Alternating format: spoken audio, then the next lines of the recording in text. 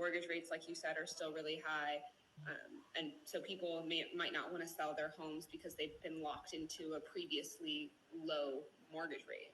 That's true, and that'll be the case for another 36 months. So that's another factor. The fact that you're locked in at 375 and you don't want to go to 7.5 or whatever it's going to be.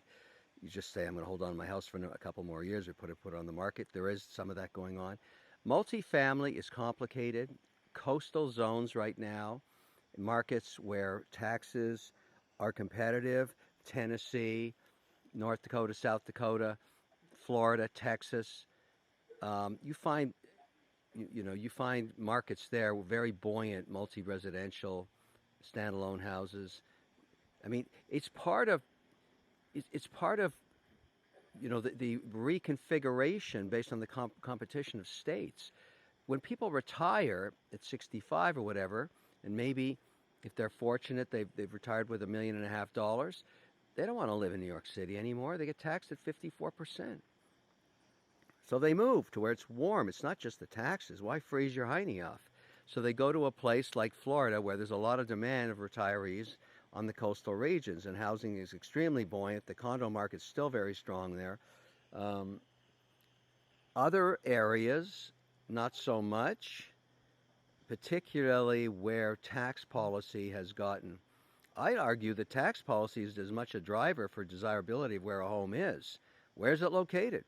Is it a warm climate in a low tax zone? That's part of the equation. Do you think that there is a risk for a housing market crash at all? No, I don't see that. We don't have the same syndicated debt that we had in the last real estate crash. It's been modified. The banks have been strengthened. Their balance sheets, even the regionals, are better off than they were.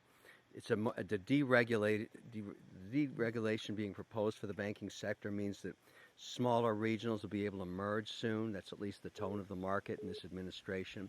There's a lot of positive things happening in banking. The Genius Act was passed for digital payment systems, so it brings in a new age of digitization where people feel a lot more confident about the strength of the banking system. You got to remember, the biggest asset in most people's balance sheet is their home, and most of them have mortgages. So this is a massive multi-trillion-dollar market.